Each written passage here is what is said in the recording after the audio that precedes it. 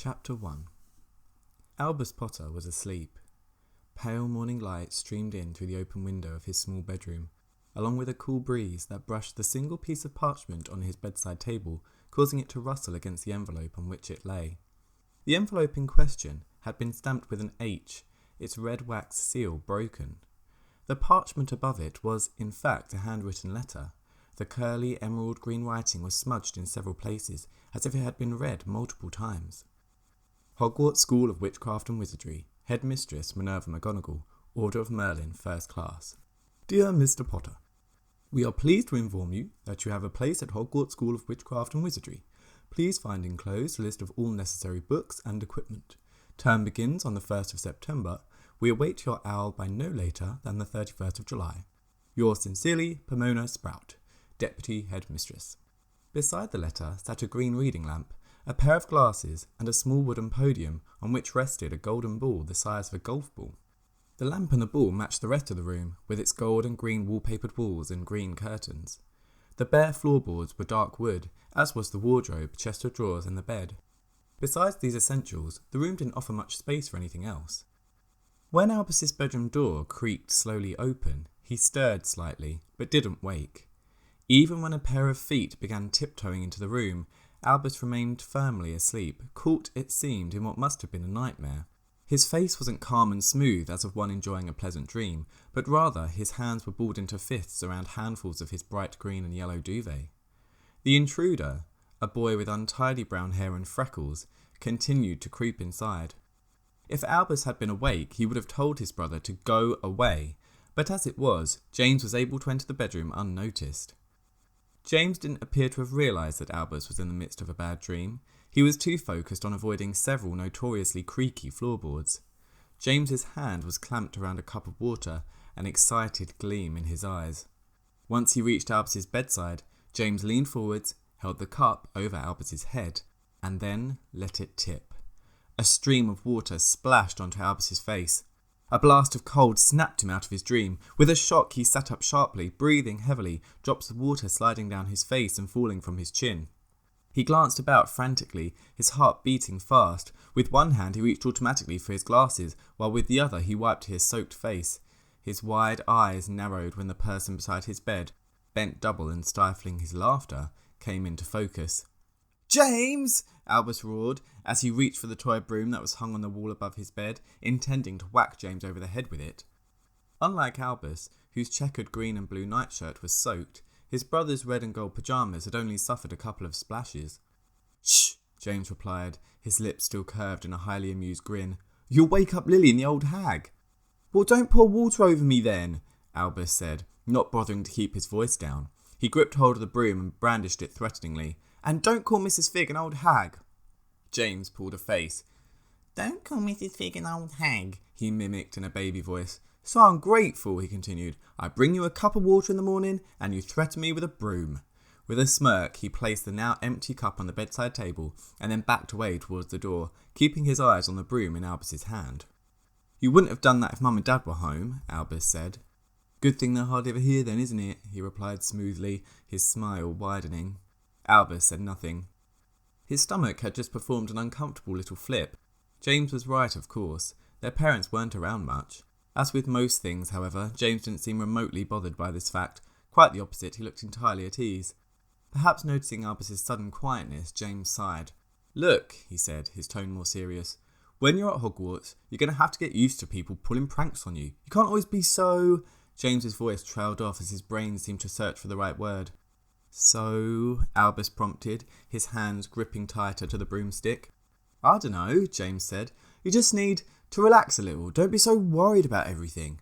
"I don't worry about everything," Albus roared, heat rising to his cheeks. Yet even as he said it, Albus watched James leap forward and snatch the letter off his bedside table, the letter Albus must have read 100 times over, and his stomach twisted. James raised his eyebrows, holding up the letter as if it was evidence. "It will say the same thing no matter how many times you read it," he said, a knowing smile on his face that irritated Albus. "You're going to Hogwarts. You should be excited, not pee in your pants." Albus's already warm cheeks flushed hotter. "Give it back," he snapped as he got out of bed, holding the broom like it was a bat. James laughed. "Little brother, you must have memorised this letter word for word," he said, looking down at Albus, who was at least a head shorter. I'm taking it. Albus made a grab for the letter, but James yanked the broom out of Albus's hand and then, with apparent ease, shoved Albus in the chest, knocking him onto the bed. One of Albus's elbows collided painfully with the wooden frame. Scowling, Albus watched as James pocketed the letter. One more day, James said, excitement clear in his voice. You'll love Hogwarts once you get there, as long as a giant squid don't eat you up on the way, that is. Albus's eyes widened. Laughing, James made to leave, but his steps faltered when a familiar, hunchbacked figure appeared in the doorway. Mrs. Fig hadn't removed her curlers, which were pink and yellow alternately. Her white gown reached down to her ankles and was dotted with pink flowers. Her hands were on her hips, a stern expression on her face. Looking equally stern were the 3 ugly cats that came to sit by her feet, followed lastly by a particularly fat and fluffy feline. Morning, Figgy, James said brightly, hiding Albus's letter behind his back and twirling the toy broom around his head like a baton. Don't you give me that cheek, Mrs. Fig replied, slapping James hard on the arm. The cats hissed. You woke up Mr. Tibbles. It was Albus, James said, rubbing his arm, amusement clear on his face. Mrs. Fig shuffled into the room, nudging James out of the way, her head shaking from side to side in apparent despair. You boys, she muttered to herself. I don't know. In my day. Whatever Mrs. Fig had been about to say about her day was cut off when she caught sight of Albus. Oh, Albus, look at the state of you! How did you get all wet? Mrs. Fig threw an accusatory look at James, who shrugged innocently. When she returned her gaze to Albus, her expression softened. James raised an eyebrow at Albus, who was in half a mind to drop his brother in it, especially since he was now beginning to shiver from his soaked nightshirt. But instead he found himself replying, in a slightly dejected voice. I knocked my drink over in my sleep, he told her, gesturing towards the cup on his bedside table. I was having a bad dream. Albus tensed slightly. That last part hadn't been a lie. He had indeed been in the middle of a nightmare before James had unceremoniously woken him up. Mrs. Fig rolled her eyes. Well, get changed then, silly boy, she said. Really, sitting there in wet clothes will catch a chill. She clicked her fingers at James. Out, she barked as she shuffled towards the door. We'll leave Albus to change in peace. James propped the toy broom up against the wardrobe and then let Mrs. Fig shoo him out. The moment the door shut, Albus sank back onto his bed and stared up at the ceiling. Had James been right when he said Albus worried too much? Perhaps he had been. After all, wasn't Albus worrying right now about worrying too much? But how could he not worry? He was going to Hogwarts, to the place where his father had gone on countless life-threatening adventures and then fought against the most powerful dark wizard of all time. Of course, Albus knew that nothing anywhere near as exciting as that was likely to happen to him, but there was still the fact that he was Harry Potter's son. He was famous, a celebrity. Albus shivered. Unlike James, Albus had never really enjoyed the attention that came with being the son of the Chosen One. People tended to expect a lot more from James, Lily and Albus than they did from others. What if Albus was hopeless at magic? What if he was the only one in Gryffindor who couldn't fly a broomstick? What if he didn't even get sorted into Gryffindor in the first place? Perhaps it wouldn't have been so bad if Albus looked more like his mother. Lily was practically the image of her, and James was a mix between both their parents. Albus, on the other hand, was unmistakably Harry Potter's son. He had the same untidy black hair, the same brilliant green eyes, and the same terrible eyesight. Shaking these thoughts from his head, Albus forced himself to get up and get changed out of his wet night clothes. Upon opening his wardrobe, he was greeted by the sight of his new empty Hogwarts trunk. He'd left it at the bottom of the wardrobe, underneath the pile of textbooks, quills, ink and other equipment he'd purchased from Diagon Alley a few days before. Still in its case, at the very back, sat Albus's wand, 12 inches, willow, dragon heartstring core. A powerful wand, Ollivander the wand-maker had said. You have potential, my boy. Albus frowned and turned his attention towards getting changed. It was a relief to get out of his wet pyjamas. By the time he'd dressed and then wiped up the water that had spilt over his bedside table, taking care to give his dad's golden snitch a quick polish, Mrs. Fig rapped on the door. I'm making breakfast now, Albus, she called. What do you want? Bacon? Sausage? Eggs? Albus, who had been feeling less and less hungry every day that Hogwarts loomed closer, called back that toast would be fine. He heard her lingering behind the door before her footsteps squeaked across the landing towards the stairs. Knowing she'd call him downstairs when breakfast was ready, Albus flicked on the Wizarding Wireless Network, which was currently playing the new song by alternative rock band The Rifflers, and then reached under his bed. He pulled out a crate, inside which a sketch pad, tubes of paint in a variety of colours, a set of brushes and several pots of ink were laid out in ordered rows and sections. Next, he pulled out a second crate beside the first, which was full of half-finished, neatly stacked canvases. He inspected the top one, a painting of his mother that he'd started over a year ago, but had never been able to finish as she was never around long enough to sit and pose for him. Albus smiled at the way he'd drawn her hands fiddling in her lap, her red hair swept wildly over one shoulder as if it had only just settled there. It had been obvious from the first moment that Ginny Potter had sat down for her picture that she was not someone who liked being in one place for any length of time. Albus shoved the second crate back under the bed and then took out his sketchpad from the first. The bed creaked as he sat down. He flipped the sketchpad to his most recent drawing, a sketch of Gonçalo Flores, chase of the Brazilian national Quidditch team, and the pencil he'd last used dropped out of the pad. Albus tapped it against the paper in time with the frantic electric beat of the Rifflers' latest song. He looked up at one of the several posters attached to the walls of his bedroom, all of which depicted a very handsome Gonçalo Flores in numerous poses, juggling quaffles, scoring a goal, flying through clouds, and even one of him performing a complex victory dance on his broom, consisting of somersaults and spins. Unlike Muggle pictures, the inhabitants of wizard images didn't stay still. Gonçalo Flores moved about the confines of his posters, as if he was a video recording. Albus glanced from his sketch of the juggling Flores, and then up at the moving version itself inside the poster that hung on the wall at the end of his bed. Flores' green and gold Quidditch robes flapped around him as he moved left and right, juggling 3 quaffles, his eyes always fixed upwards.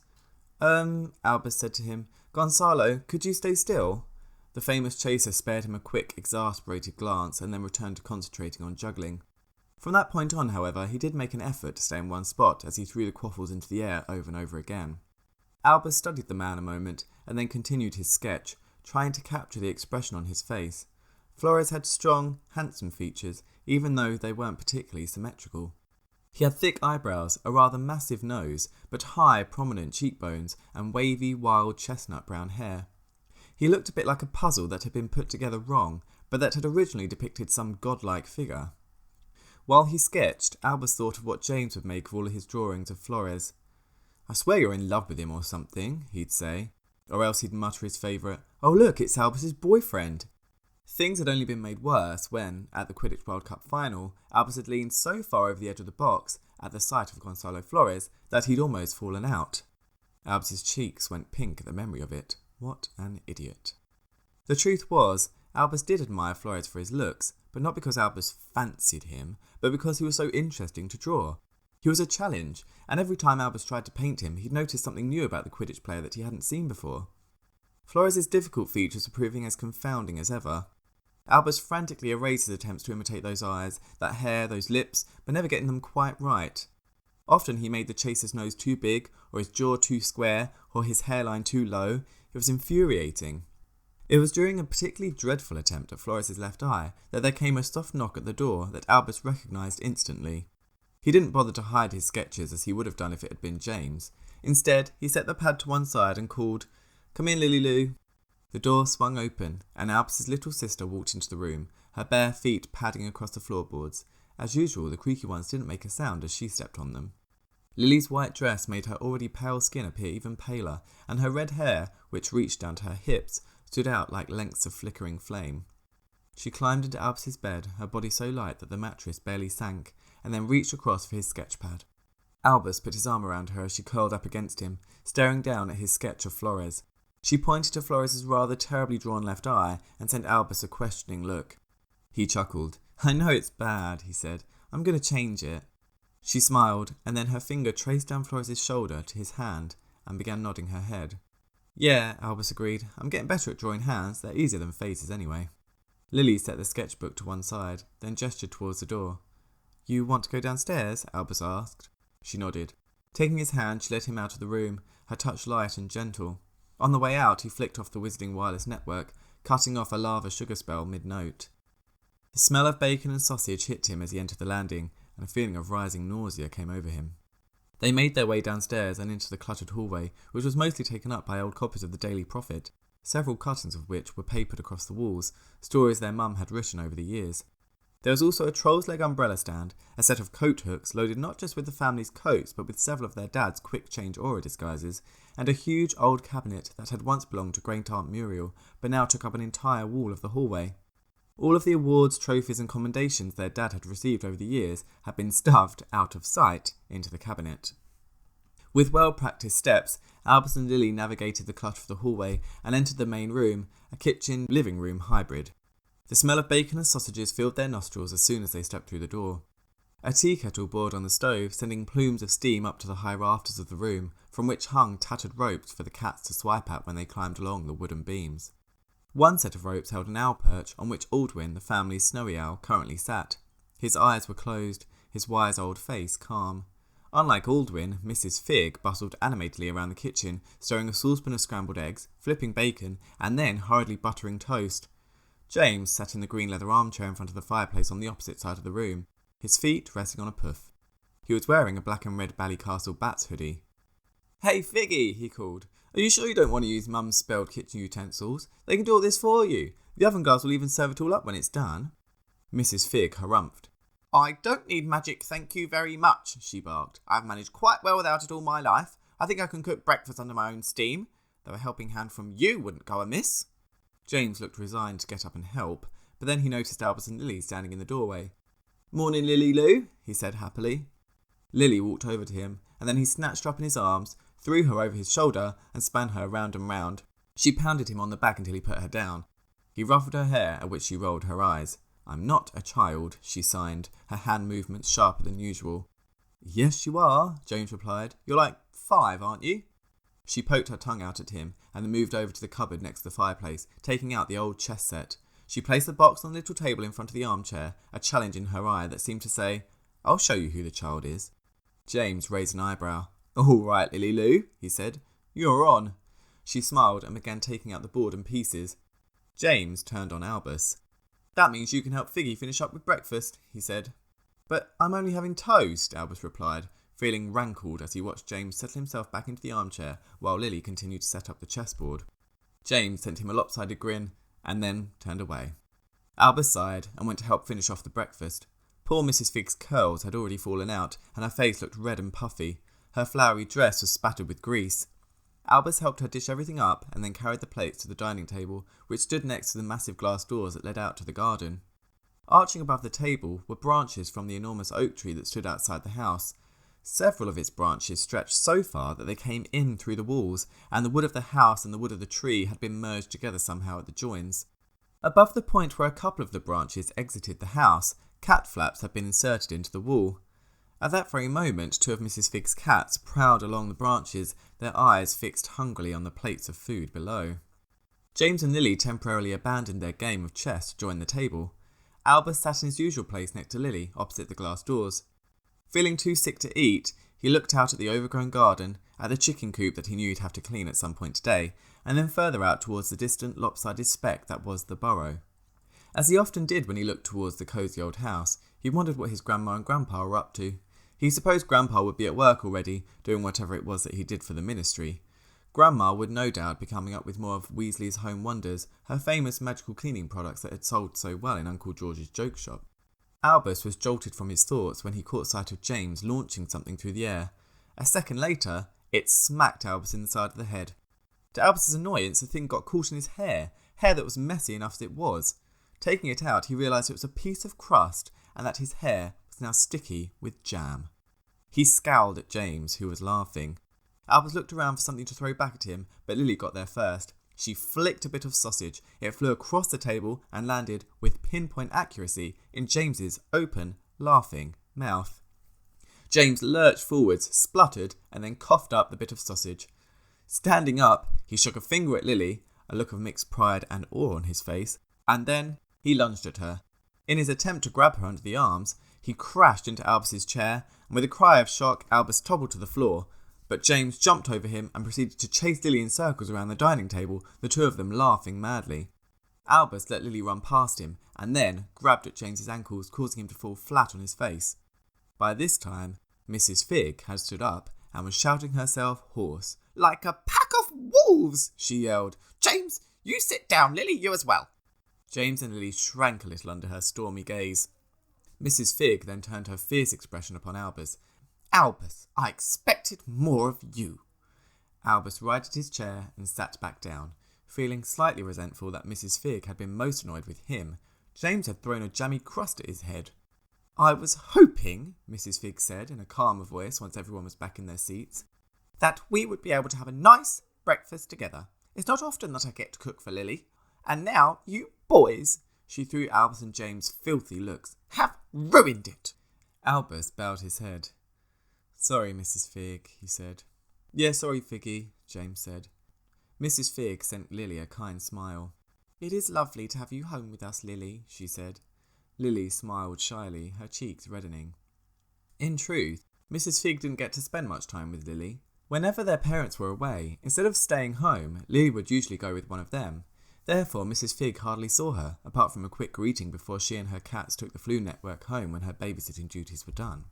The reason Lily hadn't gone away with their parents on this particular occasion, Mrs. Fig hadn't said. Albus assumed that his dad must have gone on some dangerous Aura mission, and that his mum was researching a news story somewhere unsafe. When breakfast was done, Albus having only managed a few bites of toast, Albus washed the jam out of his hair and then helped Mrs. Fig clear the table and do the washing up, while James and Lily continued their game of chess. Once the cleaning up was done, Albus sat by the fireplace to watch the game. As Lily and James gave their instructions, the little figures on the board moved in response, proceeding to attack when they came into contact with an opponent's piece. Albus winced as Lily's queen brutally gutted one of James' pawns. In the background, Mrs. Fig swept the floor, muttering to herself about the violence of wizard's chess. By the end of the game, the chessboard was covered in broken bits of wood. When Lily's queen checkmated the king, the little chess piece swung her sword in a wide arc and then sliced off his head. James slumped in his chair defeated. Lily, on the other hand, folded her arms and nodded with a satisfied expression. "Point proven," she seemed to say. Albus left them to tidy up the broken chess pieces while he went to clean out the chicken coop. Checking the clock before he left the house, he saw that it was already 10:30. He felt incredibly aware of every hour that passed, each one bringing him closer to platform 9 3/4 and his first day at Hogwarts. To his dismay, the rest of the day passed incredibly quickly, no matter how much he tried to make the time stall. He even offered to help Mrs. Fig with the housework, knowing that the hours always passed in snail-like fashion when he was doing something boring. But even cleaning the bathroom wasn't sufficiently dull enough to slow down the ever-racing seconds. When the grandfather clock chimed 6 o'clock that evening, Albus retreated to his bedroom, turned on the Wizarding Network, and focused his thoughts on his sketch of Gonzalo Flores, not letting himself think about school, not even letting the word Hogwarts enter his head. Thankfully, carrying on with his sketch did fulfill the desired effect of clearing his mind. However, as it always did, time seemed to fly past as he sketched. Before Albus knew it, he was having to switch on his bedside lamp in order to see what he was doing. Not long after, Mrs. Fig came shuffling into his room and told him to get ready for bed, as he would be getting up early in the morning. Looking down at the empty floor, however, her eyebrows drew together. "Where are your school things?" she asked. "I thought you said you'd packed yesterday." Albus was glad of the low light as it hit his flushed cheeks. The truth was, he still hadn't packed a single item. "Oh, yeah, I put my case in my wardrobe so it was out of the way," he lied. Mrs. Fig glanced around.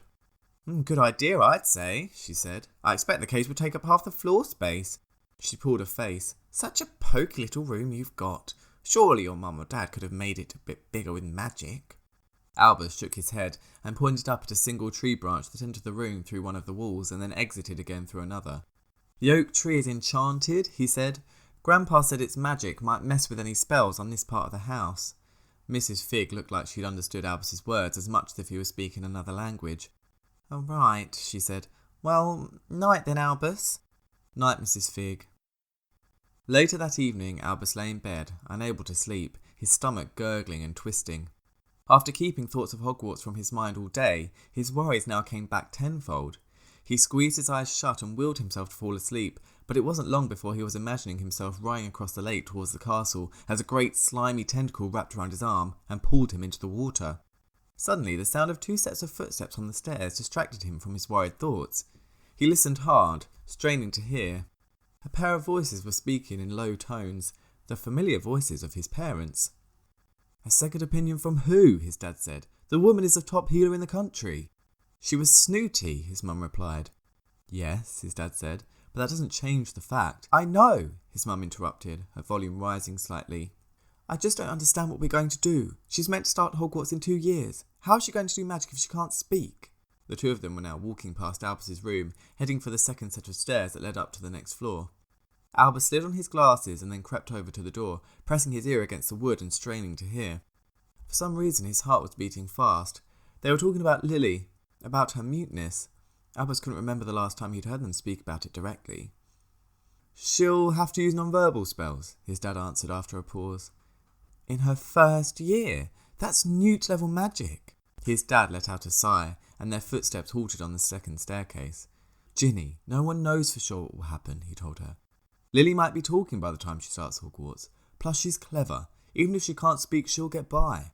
But you heard Healer Lystanza. If she can't cast spells, her magic might become blocked. She said it was only a small possibility.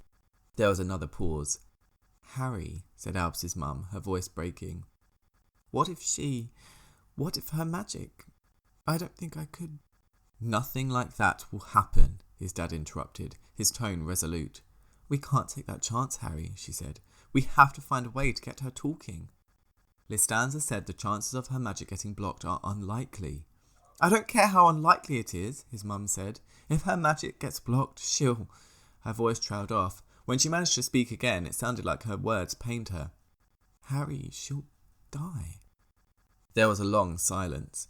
Albus felt as if his blood had turned to ice, as if any happiness inside him had frozen, splintered, and then crumbled to dust. It couldn't be true.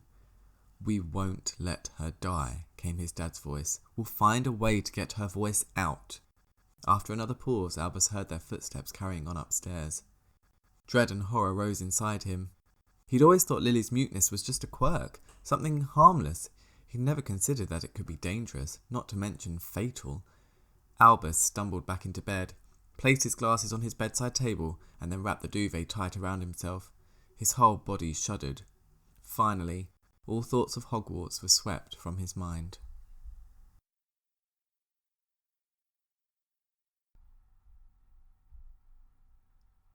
Chapter 2. Albus didn't want to wake up. He turned over, threw his duvet over his head, and buried himself under the covers. He'd slept fitfully, his dreams both strange and terrifying. In them, his sister had sparked and sizzled with magic, like some awful, uncontrollable firework, while she chased him across the black lake, both of them mysteriously able to walk on the water. The lake vanished. He was in the great hall, a dark cobwebbed room with black walls and a floor like spilt ink. Lily danced around him, spinning and twirling like she was in the ballet, her bare feet stained black from the floor, her tutu drooping at the edges as if it was sickly. She was moving so fast, Albus struggled to see her face. If he could just catch a glimpse of her kind smile, her big brown eyes, he knew everything would be okay, that he wouldn't feel so afraid. As if she'd heard his thoughts, Lily stopped dead, the inky floor rippling around her feet. Albus fixed his gaze upon her face, knowing he'd feel instantly calmer, but no such feeling washed over him. Instead, Albus gasped in horror. Lily's mouth was a wreck. Her lips were disfigured and contorted. From top lip to bottom, stitches of thick brown twine had been sewn through her flesh, fastening her mouth tightly shut. He jerked awake, throwing off his duvet and knocking over his bedside lamp. His heart raced, his pyjamas damp with sweat. He pressed his hand to his heart while he waited for his erratic breathing to slow down. Firmly, he shook away the image of his sister's disfigured mouth. It wasn't real, he told himself. It was just a dream, just a stupid dream. He reached for his glasses and put them on. Getting out of bed, he fixed his duvet, then returned to his lamp to the bedside table, taking his time to put it in exactly the right spot. Outside the window, the sky was grey, the morning light pale and ghostly. Albus didn't need to look at his watch to know it was early. Despite this, he could hear his parents moving around downstairs. Thinking about his parents brought back the memory of the previous night and the conversation he'd overheard. He couldn't bear the thought that Lily's muteness could be fatal. Her magic might become blocked. That's what Mum had said. Albus had never heard of such a thing, hadn't even known it was possible for someone's own magic to turn against them. If Lily couldn't say spells, did that mean her magic would get trapped inside her? Albus couldn't stand thinking about it.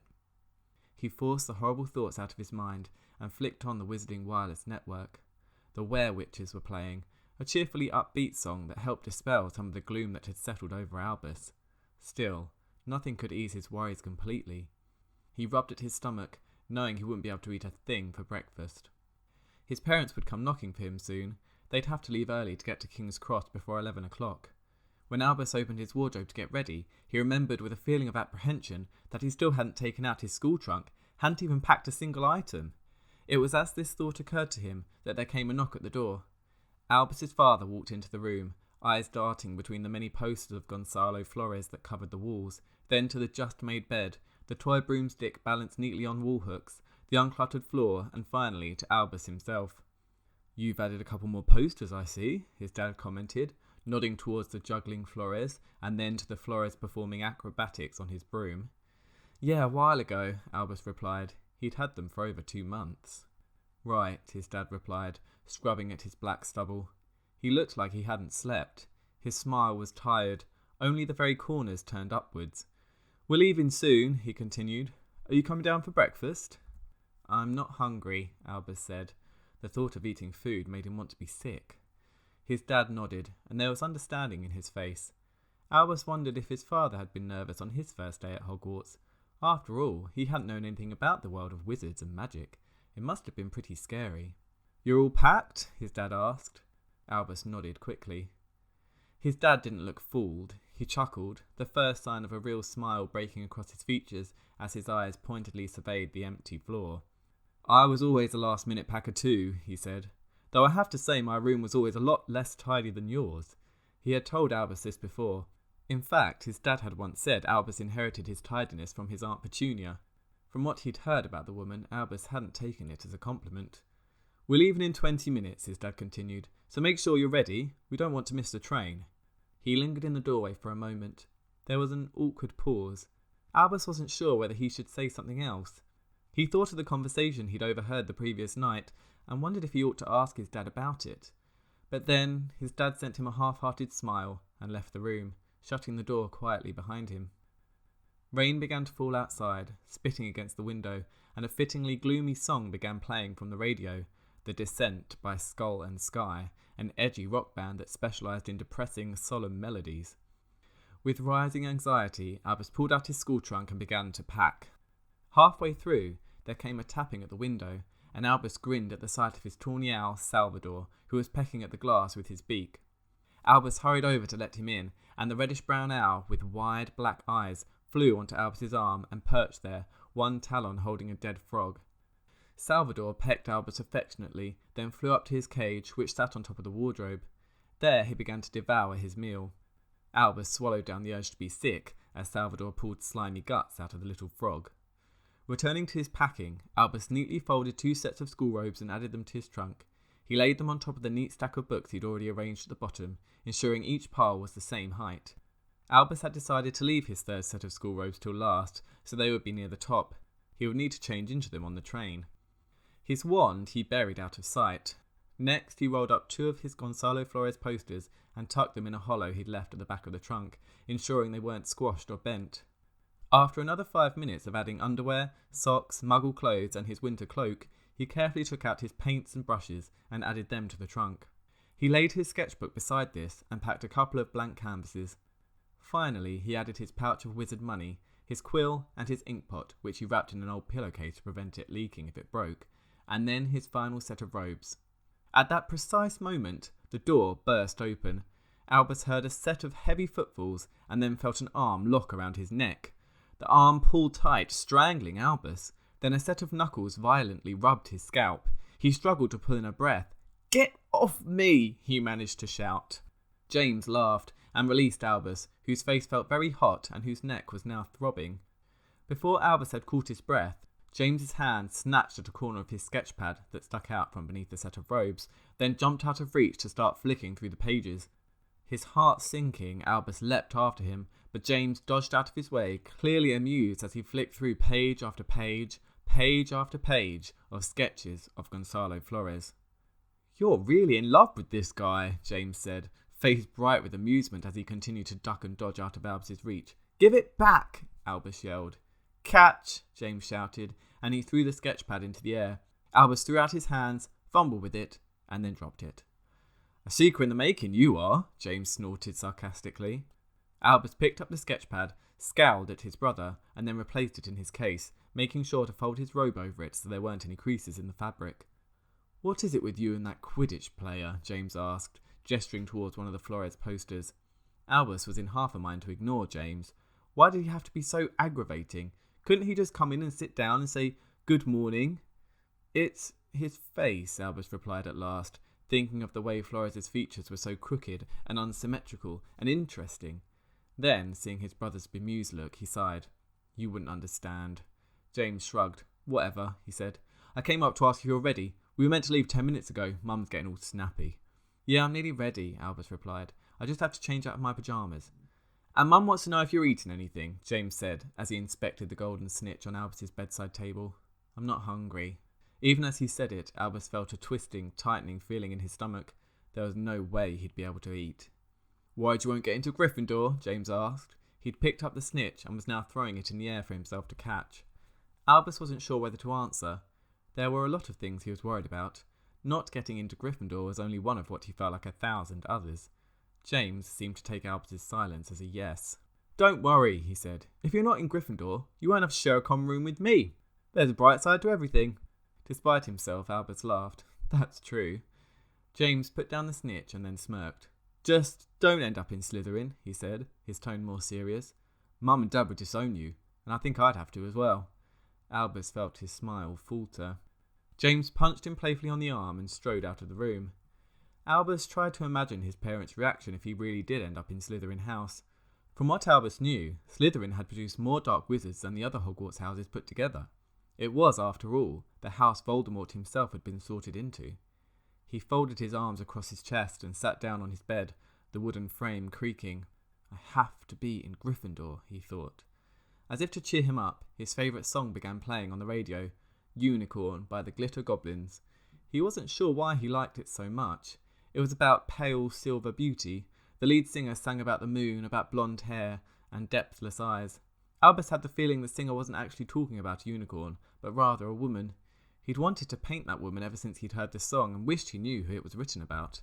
As the melody filled the room, Albus closed his eyes, told himself to stop worrying, that he was Harry Potter's son and definitely wouldn't end up in Slytherin, and listened to the song. Feeling calmer, he changed into his jeans, shirt and jumper, closed and buckled his trunk, pulled down Salvador's cage, which was now empty of all traces of frog, and took one last look around his room. He wouldn't have a dorm to himself at Hogwarts. Dad had said he'd shared a dormitory with 4 other boys when he was at school.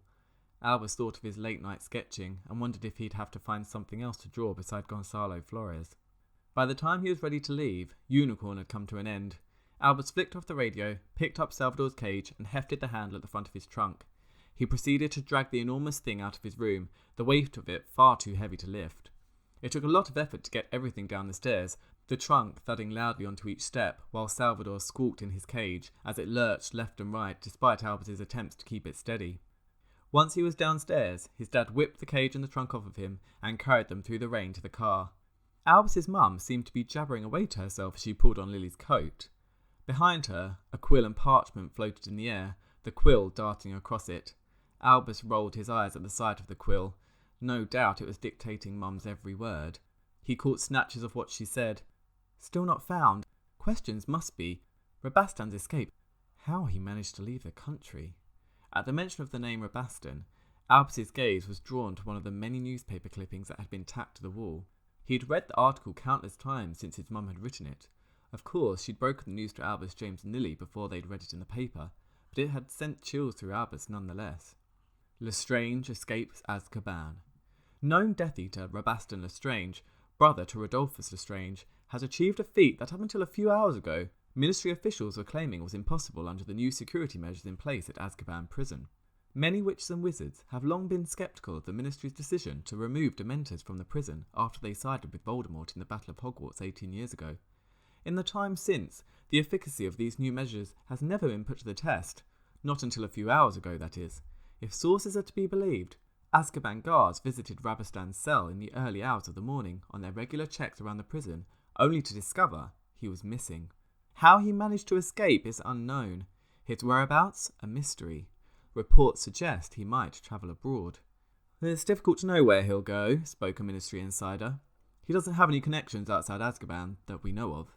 Rabastan's connections have mostly been hunted down by Aurors and sent to Azkaban, or else they died during that infamous final battle at Hogwarts. Rabastan's old master is dead, as is most of his family. Rabastan's brother is in Azkaban. His wife Asunia, who was tortured into insanity by anti-Voldemort fanatics Agram Pole and Celia Waters a few months after Voldemort's downfall, is in St. Mungo's. Many heralded Pole and Water's act as righteous and just. It is well documented that Rabastan took part in the torture of Frank and Alice Longbottom that resulted in the couple losing their minds. The chilling irony that his wife went on to suffer the same fate is seen by some as Rabastan's punishment for what he did to the Longbottoms. Asunia has spent the last 18 years in St Mungo's Hospital for magical maladies and injuries with no change to her condition. It is imperative that witches and wizards everywhere keep their eyes peeled for signs of him, spoke a ministry witch. He is after all a man with nothing to lose. The ministry advises that people stay calm.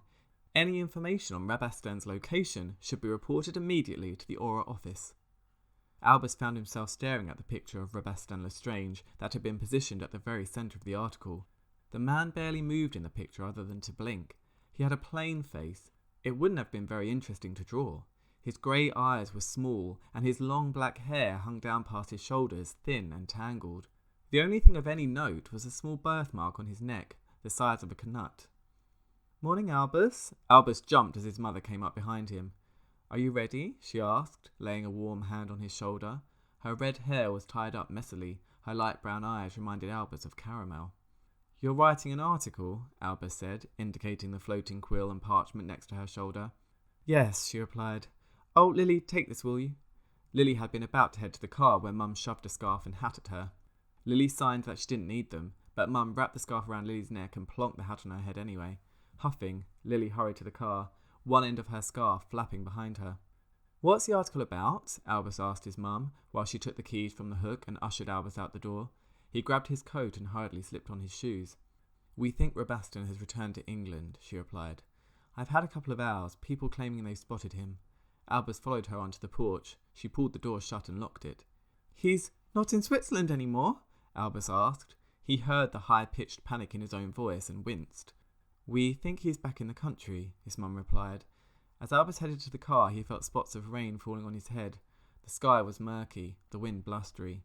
Albus thought of the long-haired, grey-eyed Rabastan and found himself peering across the fields that surrounded the house, eyes catching on the trees waving in the breeze, on shadows cast by the thick clouds, then at the sky itself, where he felt sure one of the darkest clouds had morphed into the shape of a wolf. When his parents had first told Albus, James and Lily that Rabastan had escaped, Albus had felt terrified. James hadn't seemed remotely worried. "He's just one man," James had said. "I don't know why you're all getting so worked up about it."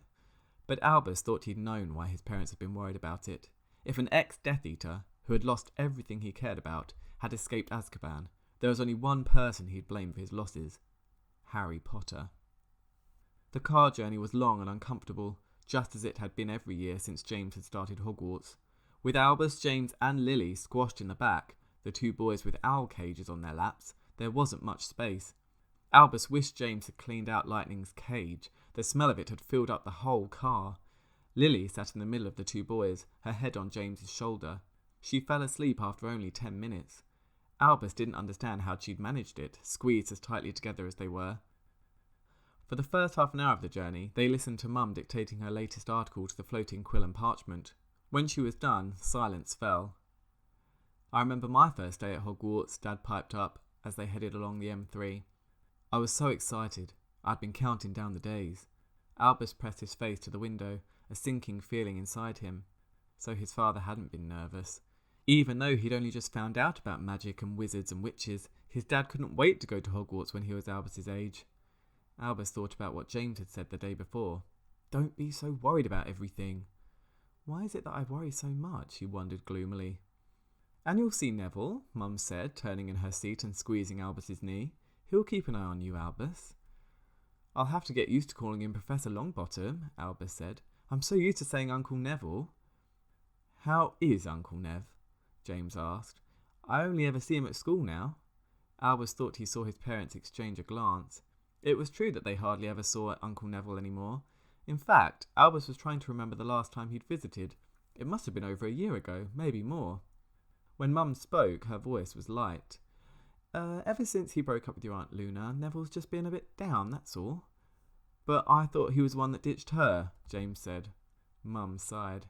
"Yes, James," she replied in a restrained voice, "but there were many factors, like the malediction thing." Mum looked at Dad, and then back at James. Albus frowned. What had James meant? What was a malediction thing? Mum's shoulders sagged. It seemed that a great sadness came over her. As much as he hated to see her looking so down, Albus couldn't help wishing he had his sketchpad. He wondered whether he would have been able to capture her expression. "James, I asked you not to mention it in front of Albus and Lily," she said quietly. She glanced at Lily, checking it seemed that she was still asleep. "What is it?" Albus asked, leaning forward so that his chest was pressed against the side of Salvador's cage. "What's a malediction?" Albus didn't miss the accusatory look Mum sent James. She rubbed her forehead as if she was trying to scrub away an unpleasant thought. When she spoke, her voice was uncharacteristically quiet. "A blood malediction is a curse," she said. "We never knew Luna had it, not for years. Apparently even Luna didn't know. Her father only told her when she began transforming." "Transforming?" Albus said, stunned. "She turned into a monster every night and ate people," James said, grinning. Albus shook his head. "Don't you take anything seriously?" James shrugged.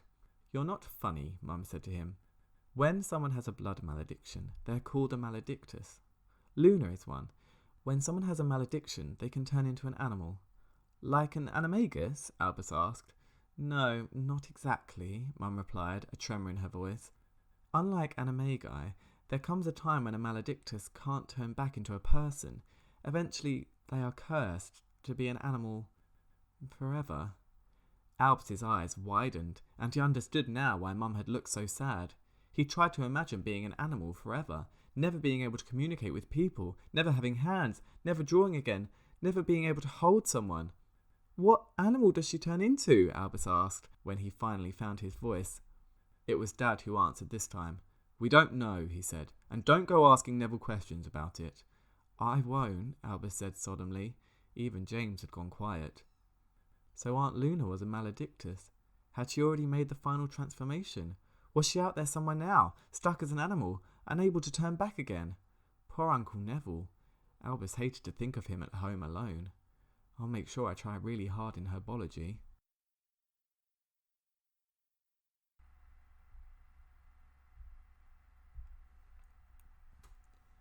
Chapter 3. Albus's hands were sweating as they wove their way through the crowds at King's Cross. Dad had insisted on pushing his trolley, while Mum pushed James's. Lily walked between them. "It won't be long and you'll be going too," Albus heard Dad telling her.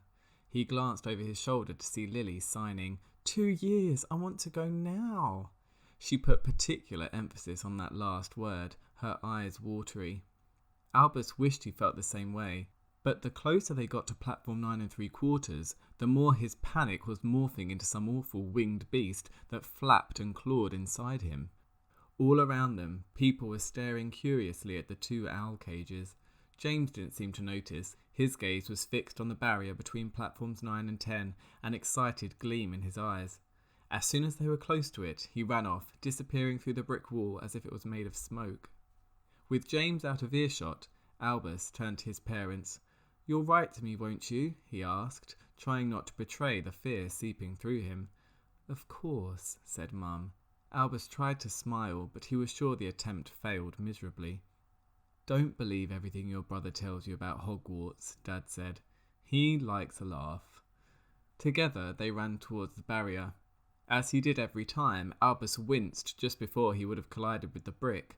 No collision came, however. They passed straight through solid wall and onto platform 9 3/4, which was thick with steam that plumed from the gleaming red Hogwarts Express. Albus found himself lagging behind as his parents and Lily walked along the platform, heading towards the back of the train. All around, students were waving goodbye to parents, some dressed in robes, others in normal muggle clothes. Owls hooted and flapped in cages, and cats played chase, darting between people's legs. One sat in front of a cage, hissing at the owl inside it distrustfully. After a while, 4 figures came into view, standing alongside the very last carriage. The steam was so thick that their faces only came into focus when Albus had drawn right up to them. "Hi," said Albus, waving awkwardly at Rose. She was already wearing her Hogwarts robes. She grinned at him, revealing a pair of large front teeth. Uncle Ron and Aunt Hermione began chatting to his parents. Lily was signing away to Hugo, Rose's little brother, the 2 of them both agreeing how unfair it was that they couldn't go to Hogwarts yet. "Are you excited?" Rose asked, her own excitement clear in her voice. "I mean, You must be. You've had to watch James go off on the train for the last 2 years. That's what's good about being the eldest, I suppose. When I get back, I'm going to lord it over Hugo. For the second time in the last 10 minutes, Albus attempted a smile. He was certain it was just as much of a failure as the first. While Rose chatted away at him, his dad and Uncle Ron loaded his things onto the train. It'll be nice to see the countryside on the way up north, Rose continued. I suspect they're putting our things on the same carriage. We'll have hours to talk, though I'll probably spend most of the time going through the school textbooks again. I've studied them, of course, but I don't know them off by heart just yet. I'm hoping it'll be enough. How much have you studied? Albus opened his mouth to speak, but needn't have bothered. Rose answered the question for him. I bet you've been too busy painting to do any reading, she said. Not that there's anything wrong with art. I just don't think it's considered a main subject at Hogwarts, though I've heard there are extracurricular art classes you can take. I've no idea who teaches them, though. How funny would it be to go to Hogwarts and spend your time learning to paint instead of doing magic? Albus thought secretly that he'd actually quite like that, but didn't dare say it out loud. He noticed Rose's wand was sticking out the pocket of her robes, ready to be used. He wondered if she knew any spells. She must do if she'd studied all their books. One glance into the Standard Book of Spells Grade 1 had shown him at least 3 spells, each one explaining pronunciation, and paired with a diagram showing the correct wand movement. Albus? Albus blinked. Rose was staring at him expectantly. It seemed she'd asked him a question. Sorry? Honestly, Albus, anyone would think you were ignoring me, she said. I asked what house you think you'll be in. At this, both Lily and Hugo seemed to become interested in their conversation. They came to stand with Albus and Rose, the two of them waiting for Albus's answer. Gryffindor, I hope, Albus answered. Me too, Rose replied. I think I've got a good chance. I'm fairly brave. Remember that time we were flying in the garden and you fell off your broom? If I hadn't dived and caught you, you could have broken your neck. Albus winced at the memory. He did remember it all too well. The reminder that he wasn't particularly good on a broom wasn't helping his nerves. He thought suddenly of flying lessons at Hogwarts. Please don't let me fall off in front of everyone. If you're not in Gryffindor, came Uncle Ron's voice as he stepped down from the carriage, we'll disinherit you, but no pressure. Lily and Hugo laughed, but Albus felt like a heavy stone had been dropped into his stomach. Even Rose looked solemn. He doesn't mean it, said Mum. Aunt Hermione nodded. Your uncle is just joking, Albus. The 4 parents moved off along the platform out of earshot, pointing at something in the distance. Through the thick mist, Albus couldn't see what it was. So what's your wand like? Rose asked, pulling out her own and giving it a flick. Red sparks burst out the end of it. Mine's Elm, Dragon Heartstring Core. Apparently Elm makes very powerful wands. That, added to the Dragon Heartstring, makes this one extremely potent. I can't wait to try out some real magic. Ever since I got it, I've wanted to start practicing spells, but Mum and Dad won't let me. They say it's not fair since Muggleborns can't get away with it. Well, what about all the witches and wizards who do get to use magic before they come to Hogwarts? They're going to have a head start on us. She huffed indignantly, placed her wand back in her pocket, and stared at Albus, waiting. Well, she asked, what's your wand like? I left it in my trunk, Albus told her. It's willow with dragon heartstring core. Oh, right, she said. I've not heard of willow wands being particularly brilliant, but I'm sure it'll work just fine. Albus didn't care how strong his wand was. In fact, the weaker the wand, the less chance there'd be of something dreadful going wrong. We just saw little Scorpius, said Uncle Ron, as the parents reappeared. Make sure you beat him in every test, Rosie. Thank God you inherited your mother's brains. Where? Rose asked, craning her neck to catch a glimpse of him. He's already gone on the train, said Uncle Ron. But keep away from him, won't you? The Malfoys are trouble. Ron, for heaven's sake, said Aunt Hermione, don't try to turn them against each other before they've even started school. At that moment, James reappeared, and he seemed to be bursting with news. Teddy's back there, he said breathlessly. He was snogging Victoire. When none of the adults seemed remotely shocked by this, James carried on. Our Teddy, snogging Victoire. Lily was beaming. Oh, it'd be lovely if they got married, she signed. Teddy would really be part of the family then. Dad checked his watch. It's nearly 11. You'd better get on board. James waved a hasty goodbye to their parents, then ran onto the train, kicking Albus in the shin on the way. Albus rubbed at his leg, scowling after James. Watch out for the Thestrals, Al, James called over his shoulder before disappearing. I thought Thestrals were invisible, Albus said to his father. They are, he replied. Mum was waving to James, whose head was now hanging out of a carriage window, and Lily was standing beside her, eyes wet with tears. Albus was alone with his father. What if I'm in Slytherin? He asked. The question had bubbled up out of him before he could stop it. Albus Severus, his dad said quietly. You were named for 2 headmasters of Hogwarts. One of them was a Slytherin, and he was probably the bravest man I ever knew. If you are sorted into Slytherin, then so be it. But I'll be the only one, Albus replied. You and James and Mum and Uncle Ron and Aunt Hermione and Uncle Neville and Grandma and Grandpa, they're all Gryffindors. His dad shrugged. So, he said, it's okay to be different, Albus. For some reason, those words didn't comfort Albus. In fact, they were exactly what he hadn't wanted to hear. Albus didn't want to be different. Everyone he knew was in Gryffindor. It would be awful to be the odd one out. There was the sound of a whistle, and then a great puff of steam burst from the train. He hugged his father tightly, then Lily, then finally his mother. When Albus climbed onto the train, he closed the carriage door and pressed himself against the glass. Soon, the train began to move, and his sister and his parents began to shrink into the distance. Sighing, he took one last look back at them and headed into the compartment. It wasn't long before James disappeared to sit with his friends in a different compartment. Victoire and some of the other girls from 7th year had gone off to another carriage. That left Albus and Rose in a compartment by themselves. It wasn't long before Rose had her nose in a book, frown lines between her eyebrows as she tried to memorise everything on the page. Thankfully, a pair of first-year boys arrived not long after to sit with them. Apparently, someone had let off some dung bombs in their carriage and the smell had been too horrible to cope with. Rose snapped her book shut at the sight of the boys. One of them was tall for his age, taller than Albus, with thick brown hair, a strong jaw, and a prominent chin. Name's Ace McLagan, he said, sending Rose an appraising look. His smile was smarmy. And this is Berwick Cross. He gestured to the boy next to him. He was thick-set, black-haired, and had a bulbous nose and bushy eyebrows. Rose barely acknowledged Berwick Cross. Her eyes were fixed on Ace. I'm Rose, she said. Even with her slightly large front teeth, Albus had to admit Rose was fairly pretty. Ace seemed to think so too. He parked himself next to her and picked up the book she'd just put down. Doing some reading? He asked. Albus didn't catch her answer. He was distracted by Berwick sitting down next to him. The boy's huge bulk made the seat judder, and his enormous backside squashed Albus's hand. Albus pulled free, testing out his fingers to check none of them were severely damaged. Within minutes, Albus was surprised to find himself wishing that it was just him and Rose in the compartment again. Ace spent most of his time telling them all about his father's wealth and how he was so high up in the ministry it was only a matter of time before he became Minister for Magic. He talked so much that even Rose couldn't get a word in. Berwick, on the other hand, did little other than grunt. What felt like hours later, Albus had had enough.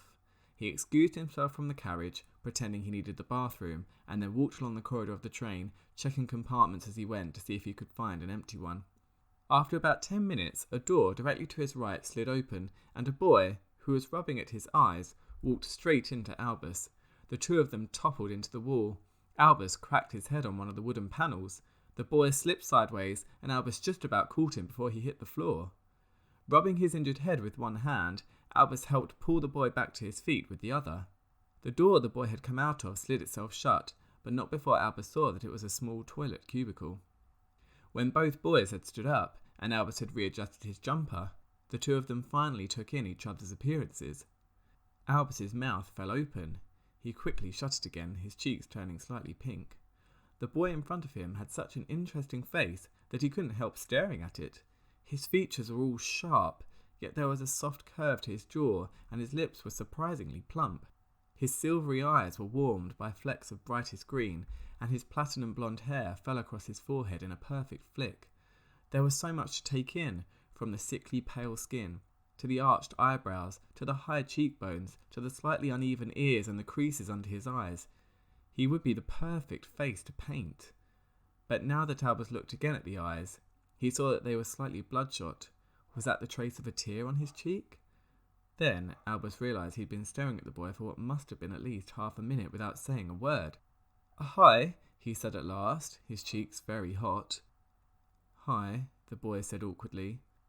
"Sorry about that. I wasn't looking where I was going." "That's okay," Albus replied. "I'm Albus, by the way." The boy nodded. "I know," he said. "You look just like your dad." Albus had expected the boy to tell him his name in return. He did not do so, however, and Albus had a strange feeling not to ask. "Do you have a compartment?" Albus asked. "No," he replied. "I couldn't find anywhere. I've left my things by one of the doors." He looked down at his feet, then back up at Albus. "Look, you don't have to be nice to me. I don't need anyone feeling sorry for me." "What do you mean?" Albus asked. "Why would I feel sorry for you?" It seemed a strange thing to say. The boy scrutinized Albus for a moment, then a confused look settled on his fascinatingly mismatched features. You don't know who I am. Should I?" The boy smiled, and Albus was shocked to see his face change again. The fierce hardness softened even more. He didn't say anything else. I think we have to get changed soon," Albus said, "but my stuff's back in my compartment. Can you come with me to get it? Then we can find somewhere to sit." "Okay," the boy said, "but why can't we sit in your compartment?" He thought of Rose and Ace and Berwick. "Trust me," he said, "we're better off somewhere else." The moment Albus stepped into the compartment, he knew something was wrong. Rose, Ace, and Berwick each sent the blonde boy dark, mistrustful looks when they saw him. None of them attempted to greet him, quite the contrary. Rose stood up, arms folded across her chest. "He's not coming in here, Albus," she said. "What do you mean?" Albus asked. Ace was shaking his head, disgust plain on his face. "That's Scorpius Malfoy," he said, his voice thick with hatred. "Draco Malfoy's son, or so he wants us to think." Albus's heart sank. Draco Malfoy's son was bound to be sorted into Slytherin. It had already started. He'd made a friend with someone from the house Gryffindors were supposed to hate. "Tell him to leave, Albus," said Rose. "You heard what my dad said. He doesn't want me talking to him." "That was a joke," Albus reminded her. "No, it wasn't," Rose replied. "I've heard him talking about the Malfoys. They're dark wizards, Albus. And there's a rumour that—" "You know that rumour isn't true," snapped Albus. He'd heard the rumour about Scorpius Malfoy years ago. Dad had always said it was rubbish. "Maybe he can confirm it," drawled Ace McLaggen. He stood up, showing off his impressive height, and prowled up to Scorpius, who seemed to shrink under his gaze. "So, is it true? Are you really Voldemort's son?" Scorpius shook his head. Ace snorted. "If you were, you wouldn't tell me." "If I were, surely I would have hexed you by now," Scorpius said. "You wouldn't dare," Ace breathed. "Watch your back, snake." He returned to his seat. Rose was watching Albus with a severe expression on her face.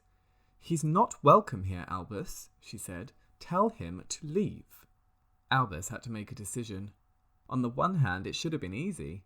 Ace McLaggen was clearly a big-headed idiot, and Rose might have been his cousin, but they'd never exactly been close. Scorpius had been friendly enough, had done nothing wrong, and then been asked to leave for no reason other than a ridiculous rumour.